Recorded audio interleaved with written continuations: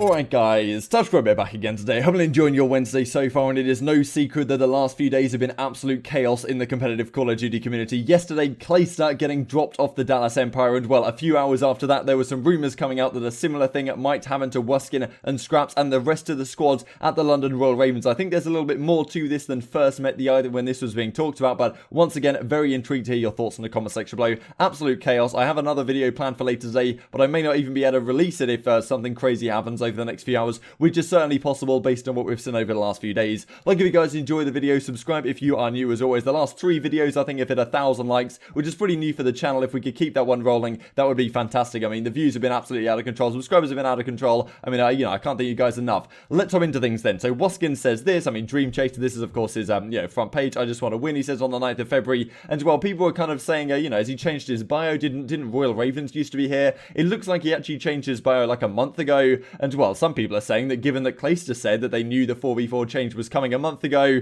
that maybe he changed it because he thought that he was going to be the one going when the season finished. That may or may not be the case. Probably not though, because I imagine Wuskin wouldn't expect to be the one to leave. However, this then comes out from Wuskin yesterday. They left without me. Initially, some absolute uproar about this one. I mean, he's trolling again. There's no way, says Canteen Pappy. And well, we'll have to see how that turned out over the coming minutes. We then get this response, hate to see it, Laura. Wuskin definitely implying that he's gone. London Royal Ravens, you've had enough of, him on the team and are going to release him for the upcoming season. And, that is partially the case to my understanding, but it's not necessarily absolutely guaranteed, as we will look at in the coming minutes. Wuskin then follows it up with full-time content creator by the looks of it, and a few clips come out in response to this, really, with him explaining exactly what the situation is. Wuskin then says, Intel says, looks like Wuskin has been dropped, and well, Wuskin has this clip to say, and there's another one I took yesterday as well, which I think shows something about the matter once again, with Wuskin saying that he does believe the entire team, as of right now, is not on the London Royal Ravens. What are you saying, Stream? I ain't trolling. I'm not trolling. It's just how things work. I'm definitely not lying. Yeah, listen, this is how you know I'm not lying on it, guys. Look, I had a call at about 3 o'clock my time. I'm gonna show you now. I don't. Look, this is the call there. No, that's all I need to show you. So yeah. There you go. There you go. Sure, he's like right here. I don't want to say too much, guys, but just I think it's all of us. None of us are no longer here. Let's just say that. Oh wait, right? outside? That might have been me. Let's just say that, guys. I'm not probably Who's not opened the door, that, bro? But, you know. Yeah, on me, 2 of them. Into the Coming. 2 of them? Who knows what's gonna happen? Like I said, Picking up top. we're gonna have to start messaging people saying One up here. I'm not sure where his boys are. LF1 for content creation. I don't know where his boys are, bro. So once Chrome then follows up with, both Scraps and Wuskin are free agents on the 13th of September, according to Scraps. Now on the 6th of September, that's when kind of the roster extension period kicks in. So that's when the teams have to decide if they want to exact these like 1+1 contracts and keep their players on for another season. And as Boma says here, the entire team is apparently, seems to me they just haven't discussed contract terms to re-sign yet. That kind of may be the crux of the issue, because as Wuskin is getting at, right now, none of them have signed back onto the organization.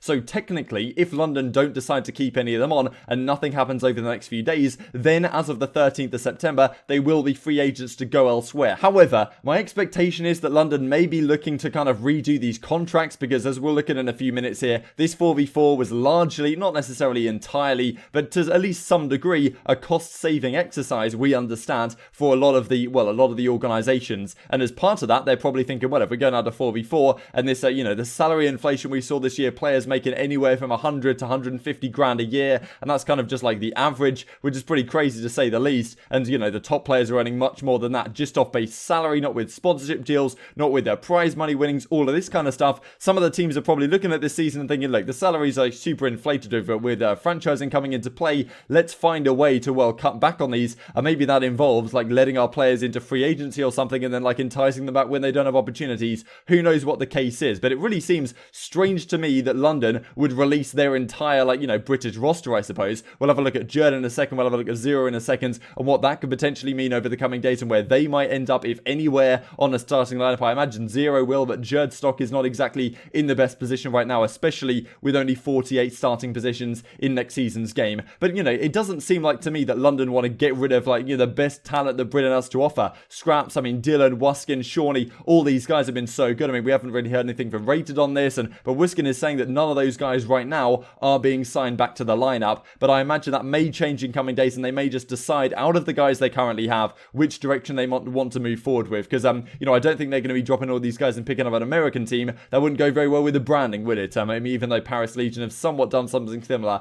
I hope that isn't the case, though. Scraps then comes out with this. It's just new contract, basically. Have the option, yes or no. Wuskin is fully dropped, though? No. So Scraps saying that, look, you know, he's not fully dropped. And even though he's kind of implying that in the clips, it seems like as of right now, if nothing changes, they will be free agents. However, there's certainly the possibility that new contracts are going to be signed up, as Scraps says, new contracts drafted up, and maybe with less money or less perks or whatever it happens to be, because I imagine these guys are making absolute bank on the London Royal Ravens, to my understanding. And, you know, maybe they have to take that pay cut in order to stay on the starting lineup. Who knows what the situation is? But, you know, I don't think London Royal Ravens are an organisation that wants to get rid of Scraps and Wuskin, like two of the biggest names and two of the biggest talents in British Call of Duty, I suppose, when they are the only UK team. It just seems super, super strange to me. So CoD Gamepedia follows up with Wuskin replied to a comment in his chat asking all of you, and he says yes, as far as he knows, suggesting the entire team has been dropped. However, the 13th of September is the termination date, so it could just be that contracts are yet to be renewed. And as Aches then follows up with, I wouldn't look too much into a lot of teams exercising year 2 of current contracts.